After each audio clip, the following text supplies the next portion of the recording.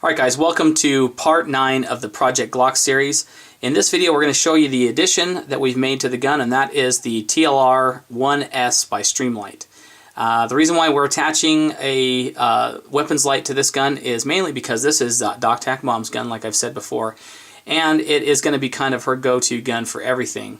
And and that includes home defense as one of its roles.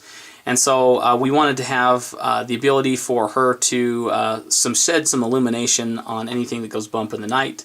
And so we decided on the Streamlight TLR-1. Now people are going to ask me, why didn't you go with the Surefire? The reason why is because I can buy 3 of these lights for the price I can get a Surefire. Nothing against Surefire other than they are very, very pricey. And I think that the TLR-1 is gonna serve us well. We're gonna put this through its paces. We're gonna really hash on it and make sure that it runs well. But for the most part, yeah, that's the reason why we went with this. Now, I don't really want to turn this into a review of the TLR-1, mainly because if you do a Google search for this light, you'll see about 1 billion different reviews on it. So we're not going to really turn it into a review of the light, but let me just run through some quick specs on it. It's a 160 lumen light. Okay, it's got momentary on. Okay, so it's got momentary on. It's got constant on, and it also has the strobe mode, which you double tap and it turns into strobe. You can also double tap it and turn it to consistent on, and it'll stay consistently on with the strobe as well as the solid beam. So it runs on 2 CR123 batteries. It comes with various different keys, so you can mount it to just about any different kind of weapon that you want. It has a really nice deep orange peel reflector. And I'm actually really impressed with the throw on this light. It actually throws really well. It's a nice compromise between throw and spill. It does have a good spill beam, so it'll illuminate your periphery quite well. And I think that it's going to be awesome for home defense. So now this is Dr. Mom's gun. What I run for my home defense light is the Phoenix LD20. And this light has served me more than adequately its lifetime. So that's kind of what I run. I'm not one of these guys that say you absolutely have to have a light attached to your gun for home defense. I do say that you absolutely have to have a light. Okay, so I run one that's off of the gun. I'm going to have Dr. Mom run the one that's on the gun, because I think that there's advantages to both. And I'm not going to turn this into a weapon or a light debate either, but I think it's crucial to have a light for home defense, but I don't think that it absolutely has to be attached to the gun in order for it to be effective. But in this case, we're gonna run it as an attached light. Now you're gonna see this on other weapons as well on the channel here in the future, mainly because we're going to be putting it through its paces and run it on different things to see how well it works. And if it does, we're going to probably end up buying a couple more of these. But for the most part, this is going to run on her gun. This is where it's going to live, unless it's being shot on something else. But yeah, so I think it's going to be a great little addition. It adds a little bit of a comfortable weight to the front of the gun.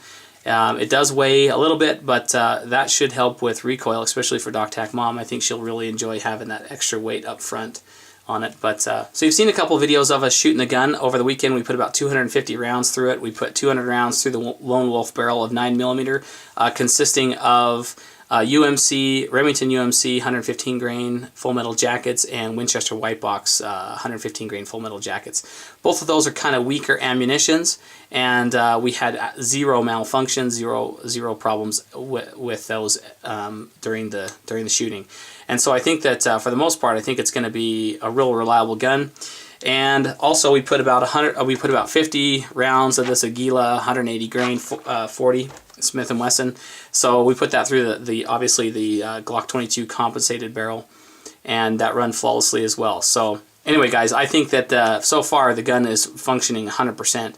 Now, as to the modifications, there's not a single one that I've had problems with. No problems with the extended mag catch at all. We're going to further test that as time goes on to make sure. I'm absolutely loving the decal grips, guys. I think that it adds a ton of purchase. In fact, it feels just a heck of a lot more solid, and I'm really excited. I keep knocking that on. I'm really excited about how well these do, and I'm probably going to be putting them on more of the guns in the future here. So yeah, it turned out really well. But yeah, other than that, all the other mods are functioning 100%. There's still going to be more that we're going to do to this gun, so stay tuned in the future. One of the things that we've got to do is we've got to get a custom holster made for DocTac Mom that will include the ability to holster with the light on. I think I want to keep that as a constant option for her. So people have asked me why I went ahead and put that front panel up there, mainly because it does help in press checks, I didn't want to put it on this side because I didn't want to obscure any of the gun details. But anyway, guys, that's an update to the Project Glock thus far. If you guys have anything else you'd like me to do to this gun that you haven't seen done, let me know in a comment or PM. I'd like to hear what your guys' thoughts are on that. Don't forget to rate, favorite, and share the video if you like with your friends, because it does help the video out and it does help our channel grow. And I really appreciate all my new subscribers that have come in the last little bit. So the more the merrier, I always say. But anyway, guys, thank you very, very much for watching, and we will catch you in the next video. See ya.